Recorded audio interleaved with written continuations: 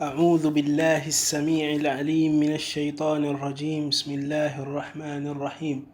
الحمد لله رب العالمين، والصلاة والسلام على أشرف الأنبياء المرسلين سيدنا ونبينا محمد وعلى آله الطيبين الطاهرين.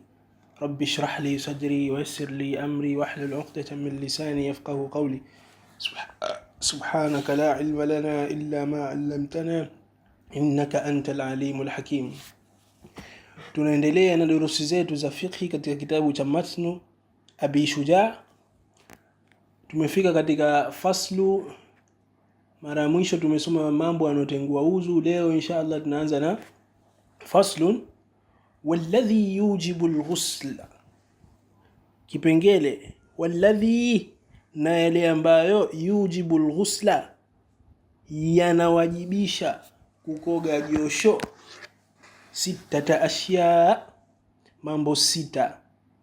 Walladhi, na yale ambayo, na mambo ambayo yujibu alghusla, yanawajibisha hayo mambo. Likikupata moja kukoga josho, sita ashya, mambo sita hayo. Ukipatwa na moja unalazimika, yujibu inawajibisha, unalazimika wewe uliopatwa na moja ya jambo hili kukoga.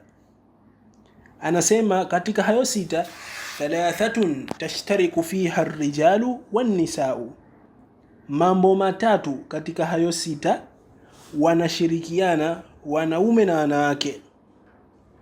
Wahiya, nayo hayo wanoshirikiana wanaume na wanawake, iltiqa'ul khitanaini, kukutana tupu mbili. Hapo katumia kinaya iltiqa'ul khitanaini, kukutana tupu mbili, maana yake kufanya tendo la ndoa. Wakafanya tendo la ndoa ikiwa mume au mke au walofanya zina, almuhimu wamefanya nini? Zimekutana tupu zao mbili, maana yake wamefanya tendo. Vyovyote itakavyokuwa hilo tendo, likiwa la haramu au la halali, basi wanapaswa wakakoge josho. What? Hilo ni la mwanzo, wanaoshirikiana mwanamke na mwanamume. Wa inzalul mani, na kuteremsha manii. Na kuteremsha manii, na manii yanateremka kwa njia nyingi tu, ima kwa kufanya tendo au ima kwa kuwa mtu akafikiria mambo yanayohusiana na tendo, au kalala akateremsha usingizini, akaamka akajiona kisha teremsha tu, pia huyu anapaswa akafanya nini? Wakakoge.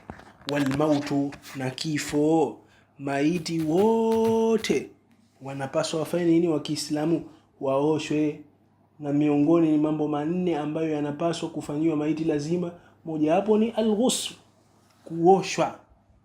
Hayo yanashirikiana mwanamke na mwanamume. Wakiwapata haya mambo matatu haya, iltiqa'ul khitanaini wa inzalul mani wal maut, yote haya wanatakikana wakoge josho.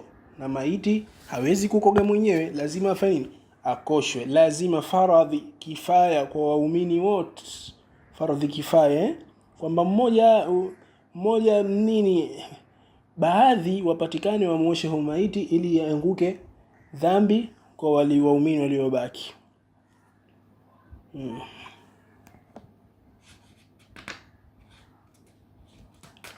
Wa thalathatun, na mambo matatu, yakhtassu biha an-nisa, special hayo kwa wanawake. Wa thalathatun, na mambo matatu katika ile sita katika sita matatu wanashirikiana na wanaume na wanawake.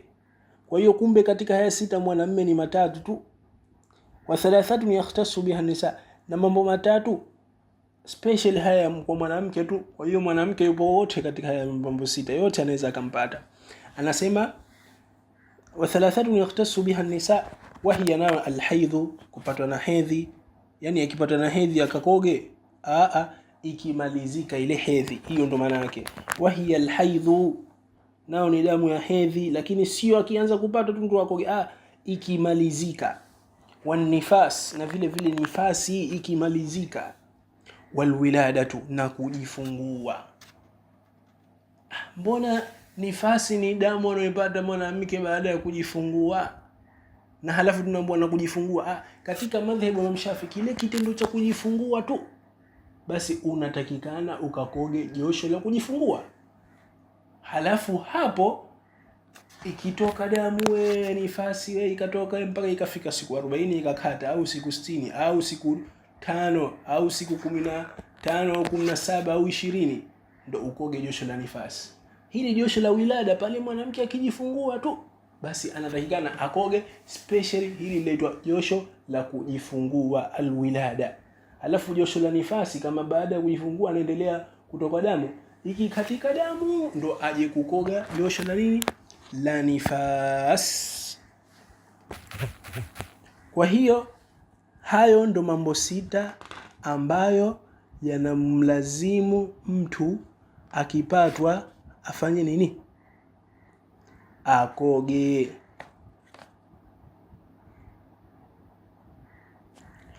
Anaendelea shekhe kusema faslun, kipengele kipambanuzi, wa faraidhul ghusli, na faradhi za hili josho, mambo ya lazima. Manake 3 ashya, shekhe anasema ni mambo 3 katika josho.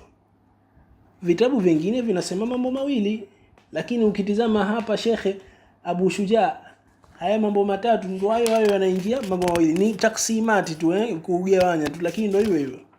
Almuhimu ni nia, kutia nia, wa ta'mimul badani bil ma'i, na kueneza mwili kwa maji. Hilo ndo faradhi, hizo ndo faradhi zake. Katika vitabu vingine wanasema vile, lakini hapa anasema shekhe, hebu tumsikilizeni anavyosema yeye, wa faraidhul ghusli 3 ashya, na faradhi za hizi josho ni vitu 3 hivi lazima uvifanye katika ukitaka kukoga.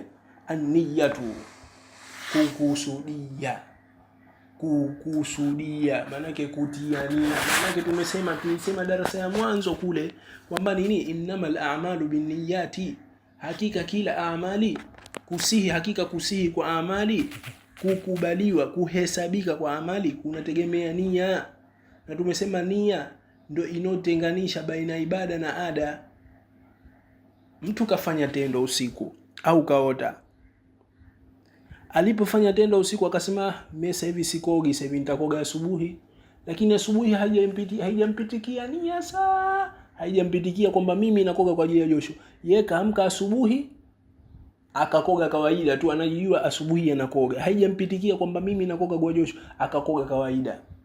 Huyu hajakoga kile ibada, bado ana janaba, kwa sababu ile josho pale alipokoga haijampitikia nia kwamba mimi nakoga kwa nini, kwa kuondosha janaba. Yeye alikoga kwa sababu asubuhi kawaida yake anafanya nini, anakoga. Kwa hiyo halihisabiki nini, itahesabika ni josho lake la kawaida tu, kukoga kwa kawaida tu, ili isabike basi atakuwa na janaba. Ili janaba iondoke, ihesabike imeondoka, lazima akusudie impitikie asubuhi kwamba mimi nakoga kwa kuondosha janaba. Nia lazima tayari hapo mimi nakusudia, na waitu raf'ul hadathi, nimekusudia kufanya nini, kuondosha hadathi kubwa, impitikie moyoni hivyo. Lazima an-niyatu, nia, wa izalatu najasati in kanat ala badanihi, anasema shekhe, na kuondosha najisi ikiwa ipo katika nini, mwili wake. Tayari hapo kabla ya kujitia maji kwanza aondoshe najisi, kama mikojo imo ndani ya mwili wake au madhi, basi aondoshe. Ndipo wa isalul ma'i ila jami'i sha'ri wal basharati, na kufikisha maji, wa isalul ma'i, na kufikisha maji, ila jami'i sha'ri, nywele zake zote za mwili, nywele zake zote, ila jami'i sha'ri, nywele zake zote za mwili, za chini, za juu, nywele zake zote pafike nini, maji. Wal basharati, na ngozi, kila sehemu ifanye ifike maji. Wa isalul ma'i, na kufikisha maji, ila jami'i sha'ri wal basharat, nywele zake zote za mwili na ngozi zake zote.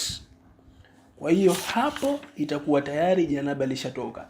Aeke nia, akusudie, maana yake mimi nakoga kuondosha nini, hadathi kubwa.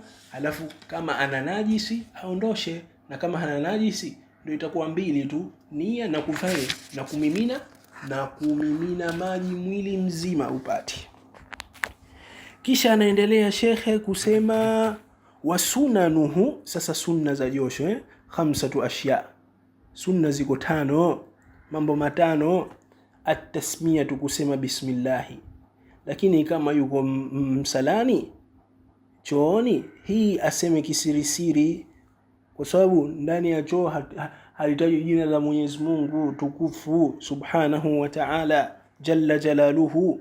Kwa hiyo atasema moyoni tu bismillahi, impitikie moyoni. Ama anakoga sehemu iliyokuwa si choo, mfano jangwani huko na sehemu nyingine porini, wapi, anaweza kasema, hamna tatizo.